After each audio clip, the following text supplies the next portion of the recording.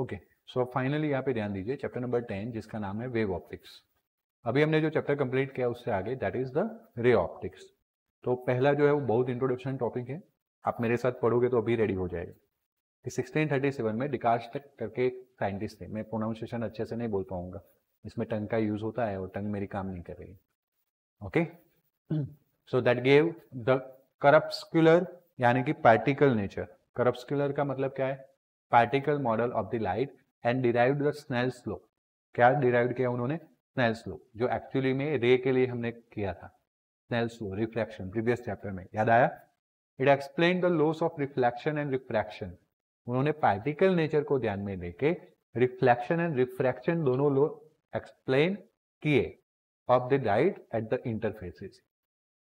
The corpuscular models predicted by that if the ray of light on a refraction bends towards the normal, then the speed of light would be greater in the second medium. एक corpuscular model यानी कि particle model of the light क्या बोल रहा है कि अगर light towards the normal bend होता है, towards the normal, then second medium में उसकी speed क्या होगी?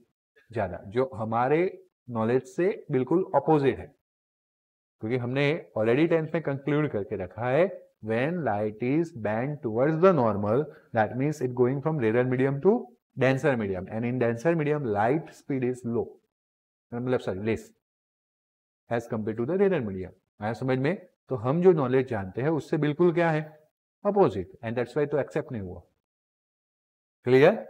Particle nature of light accept हुआ, लेकिन अभी के लिए ये डेकार्टिस वाला नहीं हुआ। Right, clear? Okay. This corpuscular model of light was further developed by the Isaac Newton in his famous book entitled Optics. Okay? फेंट लैंग्वेज होती है तो थोड़ा स्पेलिंग चेंज होता है इंग्लिश में। इसका मतलब ऐसा नहीं कि गलत स्पेलिंग है, क्योंकि हमारे ऑप्टिक्स में के नहीं आता है ना, तो थोड़ी लैंग्वेज चेंज होती है तो स्पेलिंग चेंज होता है। तो उस हिसाब से optics, and because of the tremendous popularity of this book, भाई न्यूटन है, नाम ही काफी है ना, उन्होंने पूरा मैकेनिक्स डेवलप कर दिया था, तो लोगों ने माना ये तो भगवान है, भगवान ने खींच दिया सोने की लकीर हो गई, है ना। तो एक बार न्यूटन ने अपने बुक्स में लिख दिया कि भाई लाइट के पास कौन सा नेचर है? करप्स्कुलर, यानी कि पार्टिकल नेचर है। लोगों ने उसको मान लिया, सालों तक उसको मानते रहे। यस, न्यूटन ने बोल दिया है, बात खत्म। हम कौन होते हैं उंगली उठाने वाले? समझ में आया? तो the corpuscular model is very often attributed to Newton, इसलिए लोग ऐसा मानते हैं, इसको भूल जाते हैं और बोलते हैं कि भाई एक करप्स्कुलर मॉडल किसने दिया था? तो बोलते हैं न्यूटन ने दिया था। किसने दिया था? Newton. But in 1678 Dutch physics Christian Huygens put forward the wave theory of the light. फिर नए साइंटिस्ट आए जिसका नाम है हाइगेंस। उन्होंने क्या किया? वेव थ्योरी ऑफ लाइट को पुट फॉरवर्ड किया, आगे ले आए, and it was the wave model of the light we will discuss in this chapter. और वही चीज हम पढ़ने वाले हैं। हमारा चैप्टर भी स्टार्ट होगा हाइगेंस प्रिंसिपल्स। कहां से स्टार्ट होगा? As we will see, the wave model could satisfactorily explained by the phenomenon of reflection and refraction. जो wave optics explain करता था reflection and refraction, वही चीज wave optics भी explain करेगा, हम पढ़ेंगे भी सही। Okay. However, it is predicted that on refraction, if the wave bends towards the normal, then the speed of light would be a less in the which medium? Second medium.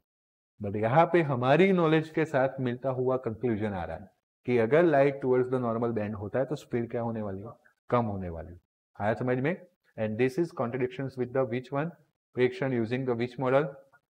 corpuscular model of light, and it was much later confirmed by the experiment where it was shown that speed of light in a water is less than the speed of light in air, confirming the prediction of which model? पहले particular model वाले दो scientist आए, particle model वाले, लोगों ने accept भी किया, ऐसा भी मान लिया कि भाई नॉर्मल के और बैंड्स होगा तो स्पीड बढ़ जाएगी। फिर हाइगेंस आए, आउट ऑफ बॉक्स सोचने वाले, उन्होंने उल्टा सोचा, न्यूटन के खिलाफ कौन जा सकता है, वो गए, बोले भाई वेव थ्योरी लेके आ रहा हूं मैं। उन्होंने वेव थ्योरी से रिफ्लेक्शन रिफ्रैक्शन समझाया, जो नॉन फिनोमिनन्स थे उस वक्त वो दोनों समझा दिए, है या ना। फिर प्रूव किया कि भाई जब लाइट जो है वो टुवर्ड्स नॉर्मल बैंड होती है तो स्पीड कम हो जाती है। और ये रिजल्ट जो था वो लेटर ऑन प्रैक्टिकल करके एक्सपेरिमेंट करके प्रूव किया गया। और वो जो प्रूव किया गया वो किसने सपोर्ट किया एक्सपेरिमेंट ने? वेव्स थ्योरी को। और इसीलिए अल्टीमेटली पार्टिकल थ्योरी क्या हो गई? डिस्प्रूव हो गई। आया समझ में? Particle theory. Got it? Okay. Then the speed of the light in the water is less than the speed of air, confirming the prediction of, and Foucault carried out this experiment in 1850. तो 17th century की जो story थी वो 19th century में complete हुई. Okay, तो बोलते हैं ना गुड थिंग्स टेक टाइम. हाँ, but after 20th century world become very fast and 21st तो उससे भी फास्ट है. आप सोचो ही ना उतना. 2 साल पहले आया था कोरोना, आज नामो निशान नहीं है. मतलब है, थोड़ा बहुत बाकी है. But this is nothing but advancement in the science, advance in the medical field, and it is all possible due to the advance in science. है समझ में? अब ऐसे केस में अगर हम पढ़ने में एडवांसमेंट ना रखें, ऐसे आ रहा था मैं, तो हम कितने पीछे रह जाएंगे.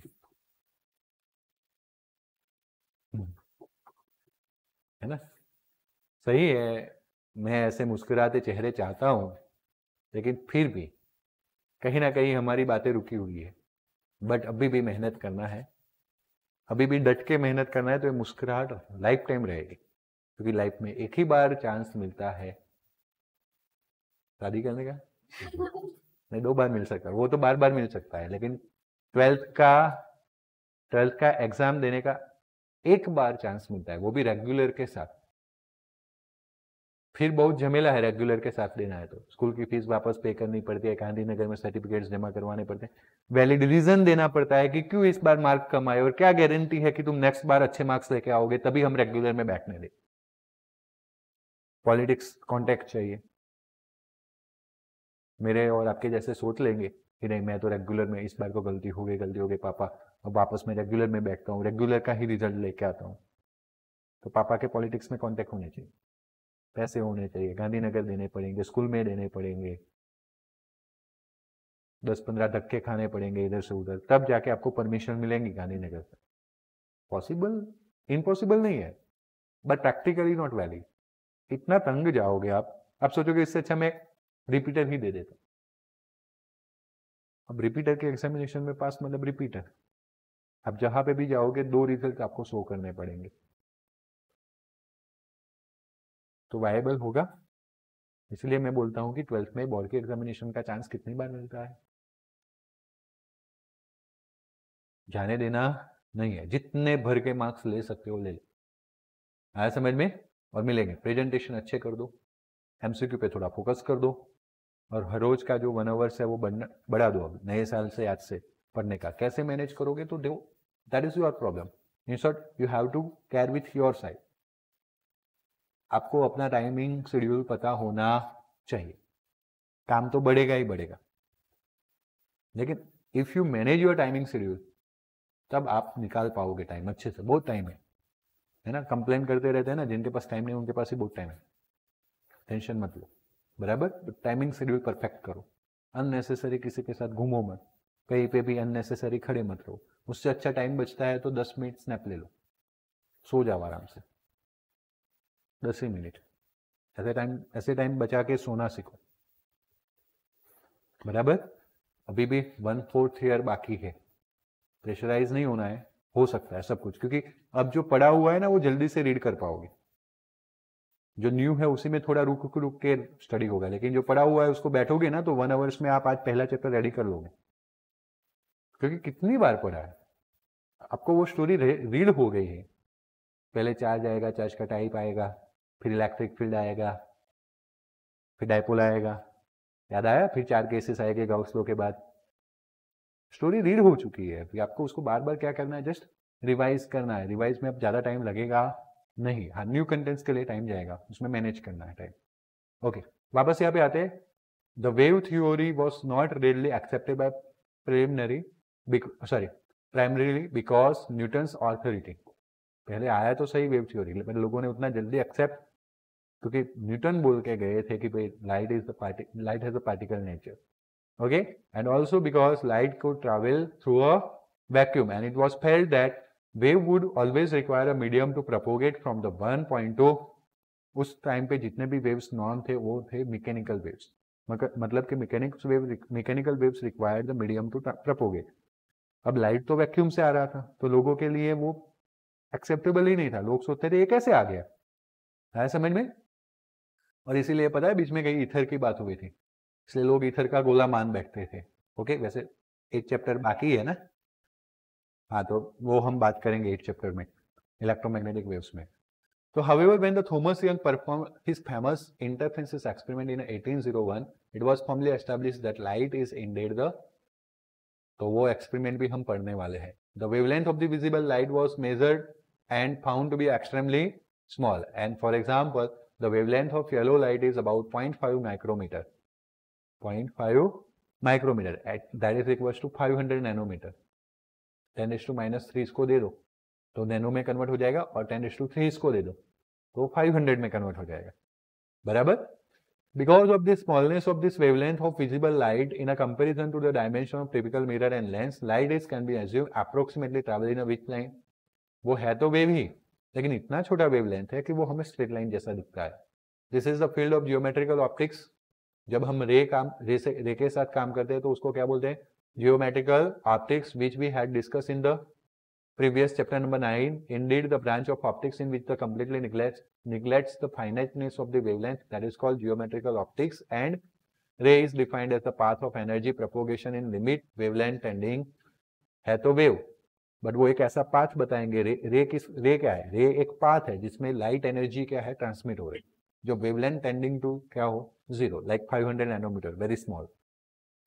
After the interference experiment of the Young, for the next 40 years so, and many experiment was carried out involving the interferences and diffraction of light waves, and this experiments could only be satisfactorily explained by assuming the which nature? Wave model of light. ये interferences है, diffraction है, जो experiment young ने 1801 में किया, यानी कि beginning of 19th century start किया, और उसके बाद डिफ्रैक्शन आया, पढ़ेंगे इस चैप्टर में। ये सारे एक्सपेरिमेंट हम तभी एक्सप्लेन कर पाते हैं जब हम लाइट का वेव नेचर ध्यान में ले। कौन सा नेचर ध्यान में ले? And thus around the middle of the 19th century the wave theory seem to be a very well established, and the only major difficulty that was, since it was thought that wave required a medium for its, एक ही difficulty आ रही थी wave nature को accept करने में, that is the medium. Okay, how could light wave propagate through the vacuum, and this was explained by the what, है ना, फिर परिंदा आया मैक्सवेल मिड 19th सेंचुरी के बाद। Okay, and put forward his famous electromagnetic wave theory of light, and Maxwell had developed a set of equations describing the laws of electricity and magnetism. Using this equation derived what is known as wave equation, for which he is predicted the existence of which wave. तो 8th chapter में Maxwell के बारे में पढ़ेंगे, electricity and magnetism के सारे equation वापस याद करेंगे। वो यूज करके मैक्सवेल ने इलेक्ट्रोमैग्नेटिक वेव थ्योरी दिया, फिर उसकी स्पीड फाइंड की तो वो मिली 3 × 10⁸ मीटर पर सेकेंड, जो लाइट की स्पीड थी। मैक्सवेल कंफ्यूज हो गया, फिर उसने देखा कि लाइट की स्पीड के साथ मेरी इलेक्ट्रोमैग्नेटिक वेव की स्पीड मैच हो रही है, तो उसने बता दिया कि light is the which wave, and hence light does not require any medium. आया समझ में? हाई आना। From the wave equation Maxwell could calculate the speed of electromagnetic wave in the free space, and he found that theoretical value was very close to the measured value of the speed of, and from this he pronounced that light must be an electromagnetic. And thus, according to the Maxwell, light waves are associated with changing in electric and magnetic field, जो हम chapter number 8 में पढ़ेंगे। Light wave जो है वो changing electric field and magnetic field की वजह से जनरेट होता है। नॉट ओनली लाइट, सारे electromagnetic waves change in electric field and change in magnetic field की वजह से जनरेट होते हैं, उसमें कोई मीडियम पार्टिकल की जरूरत नहीं है। Changing the electric field produce time and space varying, again change in magnetic field will produce, अगर इलेक्ट्रिक फील्ड टाइम के साथ चेंज हो रहा है तो मैग्नेटिक फील्ड प्रोड्यूस करेगा, चैप्टर नंबर 5। चैप्टर नंबर 6 में पढ़ा था कि टाइम के साथ अगर मैग्नेटिक फील्ड चेंज होगा तो वो इलेक्ट्रिक फील्ड जनरेट करेगा, and thus the changing in electric magnetic field results in the propagation of electromagnetic waves, which is known as light wave, even in a vacuum. In this chapter we will first discuss the original formulation of the Huygens principle and derive the laws of reflection and refraction. In this section, we will discuss the phenomenon of, by using the principle of superposition. दो waves equation को एक दूसरे के अंदर मिलाना, known as superposition. फिर आगे जाके हम क्या पढ़ने वाले? Diffraction. Based on which principle? Huygens principle. फिर हम आगे जाके क्या पढ़ने वाले? Polarization. Which which prove that light is a which waves, transverse electromagnetic waves. सारे हम एग्जैक्टली अलग अलग फिनोमिनन में पढ़ने वाले हैं, तो हम उसकी अभी डिस्कशन नहीं करेंगे, लेकिन chapter will start from the Huygens principle. ज़्यादा कुछ थ्योरी है नहीं। ओके, तो नेक्स्ट अपकमिंग लेक्चर में अच्छे से पढ़ेंगे। तब तक सबको goodbye, take care, thank you.